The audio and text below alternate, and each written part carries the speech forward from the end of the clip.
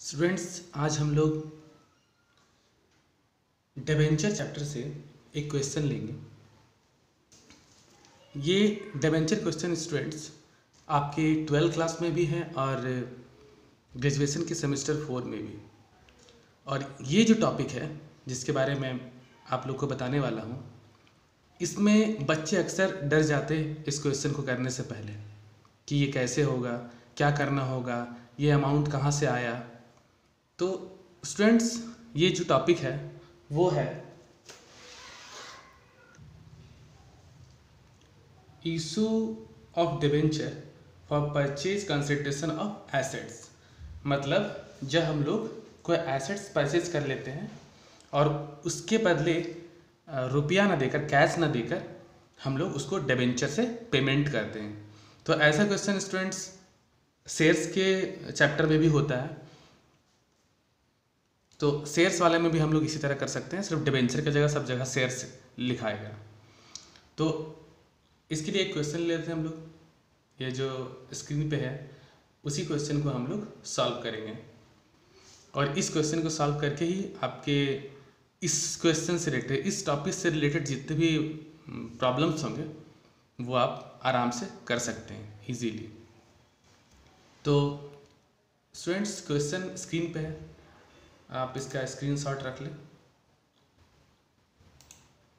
फिर हम लोग इसको सॉल्व करेंगे और देखेंगे कि कैसे इस टॉपिक के क्वेश्चंस को हम लोग सॉल्व कर सकते हैं।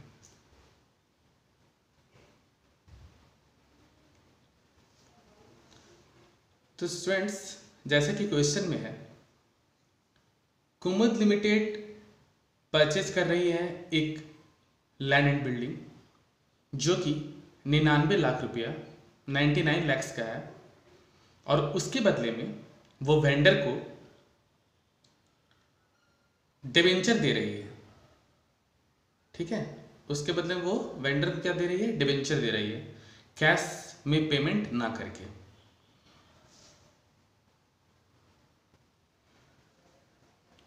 और यहाँ पे स्टूडेंट्स इसके 3 केस दिए हुए हैं। ठीक है, ये 3 केस दिए हुए हैं। ये तीनों केस अगर हम लोग कर लेंगे तो इससे रिलेटेड कोई भी क्वेश्चन हम लोग बना लेंगे। पहला केस क्या बताता है? लिखा हुआ है कि if 15% debentures of ₹100 each are issued to vendor at par. इसका मतलब कि 15% वाला डिबेंचर जो कि 100 रुपया फेस वैल्यू का है, उसको हम लोग को उसको हम लोग को वेंडर को देना है। और यहाँ पर देखिए स्टूडेंट्स लिखा हुआ है एट पार। इसका मतलब है कि 100 का जो डिबेंचर है वो 100 में ही इशू करना है। एट पार का मतलब 100 का डिबेंचर 100 में ही इशू करना है इसको। ठीक है, फिर सेकंड वाला जो है, दूसरा वाला, इसमें भी 15% डिबेंचर से हम लोग को पेमेंट करना है। 100 डिबेंचर है लेकिन प्रीमियम पे इशू करके इसको पेड करना है। कितना परसेंट प्रीमियम? 10% प्रीमियम। तो स्टूडेंट्स 100 का 10% 10 रुपया होगा। तीसरा वाला में जो है वो है 15% डिबेंचर 100 रुपया वाला, लेकिन डिस्काउंट पे इशू कराना है। ठीक है, तो चलिए चलते हैं हम लोग सोल्यूशन की तरफ। कैसे इसको हम लोग सॉल्व किए हैं, कैसे कर सकते हैं हम लोग, और इसकी जर्नल्स क्या होते हैं, कौन कौन से वर्किंग नोट हम लोग को करनी चाहिए इसमें।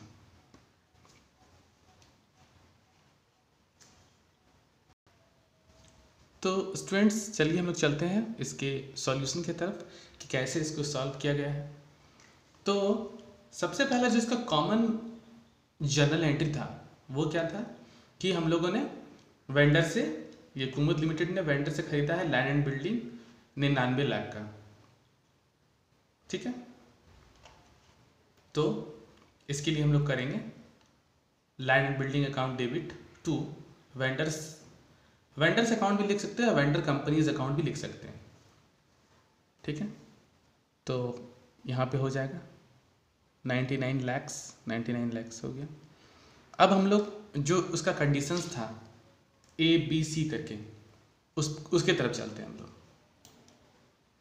ठीक है।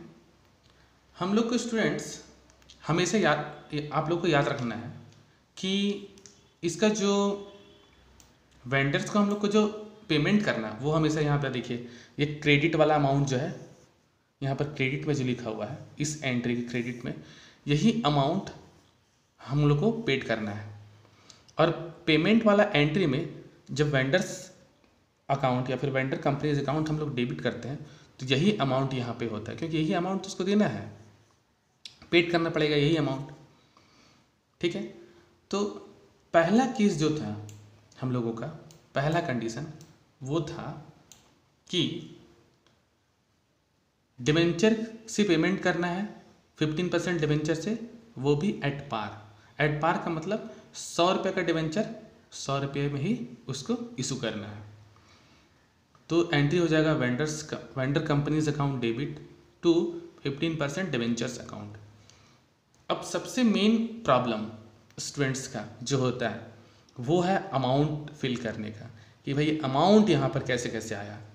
तो इसमें तो भाई साफ है 99 लाख्स, क्योंकि हमको यहाँ पर देखिए हम लोग 99 लाख्स में खरीदे हैं लैंड बिल्डिंग, तो उसको 99 लाख ही चुकाना पड़ेगा हम लोग को।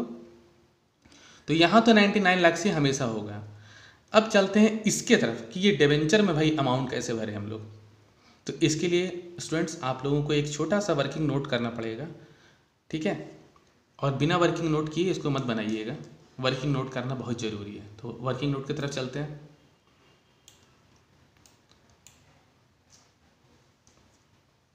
स्टूडेंट्स असल में कहानी क्या है कि डिबेंचर से पेमेंट करना है, वो भी 100 रुपये वाला, लेकिन कितना डिबेंचर, ठीक है। तो हम लोग को एक कैलकुलेशन करना पड़ेगा नंबर ऑफ डिबेंचर्स का। Purchase consideration bye face value of debenture, क्योंकि ये यहाँ पे जो था वो उसको इशू किया जा रहा था, वेंडर को इशू किया जा रहा था डिबेंचर एट पार, मतलब 100 रुपये का डिबेंचर 100 रुपये में ही। इसलिए यहाँ पर हम लिख दिए हैं आप लोग के लिए यहाँ पे फेस वैल्यू ऑफ डिबेंचर। इस केस में यहाँ पे फेस वैल्यू ऑफ डिबेंचर तो 99 लाख हम लोग का क्या है, परचेज कंसिडरेशन है, और फेस वैल्यू ऑफ डिबेंचर कितना है 100। तो इसको डिवाइड करने से आता है 99,000 डिबेंचर्स ही उसको इशू होगा इस केस में। अब चलिए चलते हैं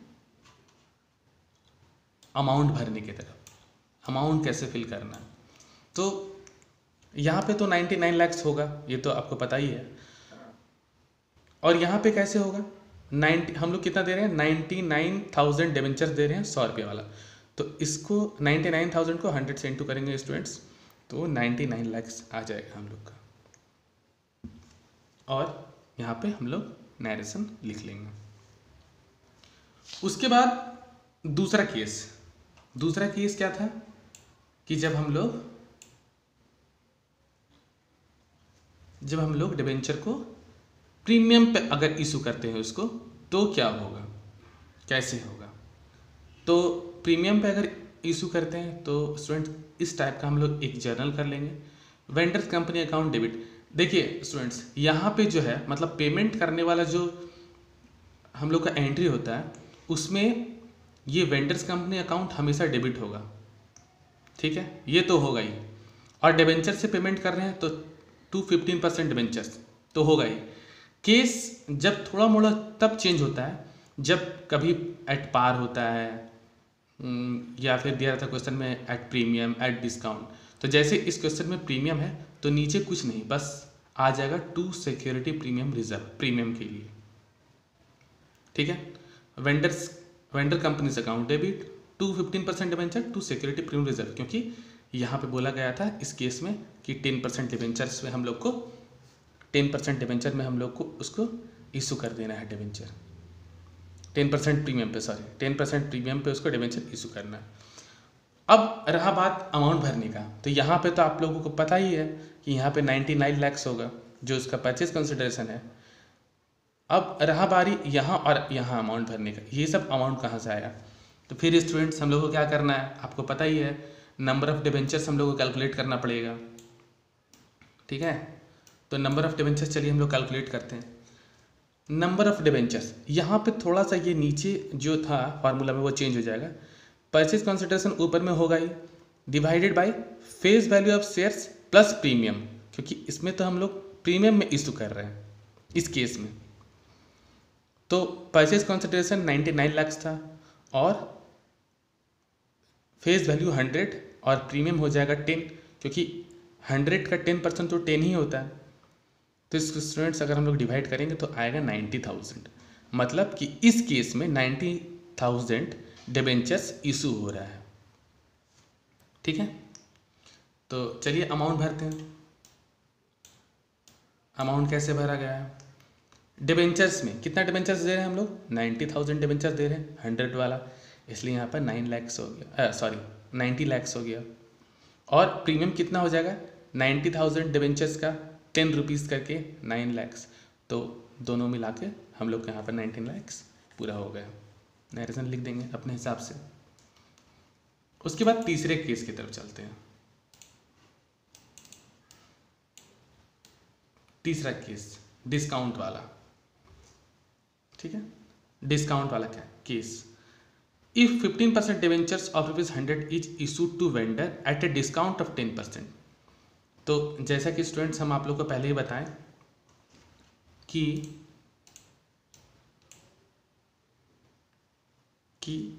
ये तो कॉमन है, ये तो होगा ही डेबिट में, वेंडर्स अकाउंट डेबिट या फिर vendor companies account debit 99 lakh. थोड़ा मोड़ा इधर चेंज हो जाता है क्योंकि उसमें प्रीमियम था, तो प्रीमियम क्रेडिट होता है, इसलिए क्रेडिट में चला गया था प्रीमियम। लेकिन इस क्वेश्चन में डिस्काउंट है इस केस में, तो डिस्काउंट स्टूडेंट्स डेबिट होता है। और डिबेंचर से पेमेंट कर रहे हैं तो क्रेडिट में तो डिबेंचर होगा ही। लेकिन फिर एक प्रॉब्लम हम लोग के पास आ जाता है क्या, कि कितना डिबेंचर इस केस में इशू होगा। ठीक है, तो जर्नल देख लीजिए आप लोग, vendor companies account debit, discount on issue of debentures account debit to 15% debentures account. यहाँ तो 99 लाख होगा ही, ये तो आपको पता ही है। यहाँ ये अमाउंट कैसे आया, यहाँ ये अमाउंट कैसे आया, इसके लिए हम लोग को क्या करना पड़ेगा, फिर वही करना पड़ेगा, नंबर ऑफ डिबेंचर्स कैलकुलेट करना पड़ेगा। तो हम लोग नंबर ऑफ डिबेंचर्स कैलकुलेट करेंगे इस केस के लिए। तो स्टूडेंट्स हर बार तो फार्मूला वही है, बस अगर जो उसके इशू होने पे डिपेंड करता है कि नीचे में यहाँ पे हम लोगों को क्या करना है। परचेज कंसिडरेशन तो हो गई, और face value minus discount. Minus क्यों किया गया डिस्काउंट? क्योंकि 100 का डिबेंचर था, उसको 10% डिस्काउंट पे इशू करेंगे तो एक डिबेंचर का जो प्राइस हो जाएगा, वैल्यू हो जाएगा, वो कितना हो जाएगा? 90 हो जाएगा। मतलब उसको एक डिबेंचर 90 का इशू किया जा रहा, तो इस तरह से कितना डिबेंचर उसको इशू किया जाएगा। परचेज कंसिडरेशन है 99 लाख, यहाँ पे 100 माइनस 10 हो गया क्योंकि डिस्काउंट 10% था, तो 10% डिस्काउंट हम लोग माइनस कर देंगे, और इसको जब हम लोग डिवाइड करेंगे तो आएगा 1,10,000, 1,10,000। 1,10,000 डिबेंचर हम लोग को इस केस में इशू करना पड़ेगा, डिस्काउंट वाला केस में। ठीक है, डिस्काउंट जब रहता है तो हम लोग माइनस कर देते हैं डिस्काउंट को फेस वैल्यू से, और फिर उसके बाद परचेज कंसिडरेशन में डिवाइड कर देते हैं। आज चलते हैं स्टूडेंट्स हम लोग जर्नल की तरफ। तो जर्नल तो इजी है, बस आप लोग को थोड़ा सा ध्यान देना। यहाँ पे वेंडर्स कंपनी जो है, वेंडर कंपनीज अकाउंट डेबिट में 99 लाख तो हो गई, और डिस्काउंट में कैसे, कितना डिबेंचर हम लोग निकाले थे, कैलकुलेट किए थे 1,10,000, और डिस्काउंट कितना करके है 10 रुपीज़ करके है, तो इसको इंटू करेंगे तो यहाँ पर आ जाएगा 11 लाख। ठीक है, और डिबेंचर्स में कितना अमाउंट भरेंगे हम लोग कैसे, 1,10,000 डिबेंचर्स हम लोग कैलकुलेट किए थे, और उसका फेस वैल्यू कितना है 100 करके, तो यहाँ पे आ जाएगा हम लोग का 1,10,00,000। ठीक है, तो इस तरह से स्टूडेंट्स हम लोग इस क्वेश्चन को, इस टॉपिक को हम लोग सॉल्व कर सकते हैं। एक बार फिर हम आप लोग को बता दें कि देखिए, कॉमन जो एंट्री होता है, कॉमन एंट्री वो है, आप लोग पहले कर लीजिएगा,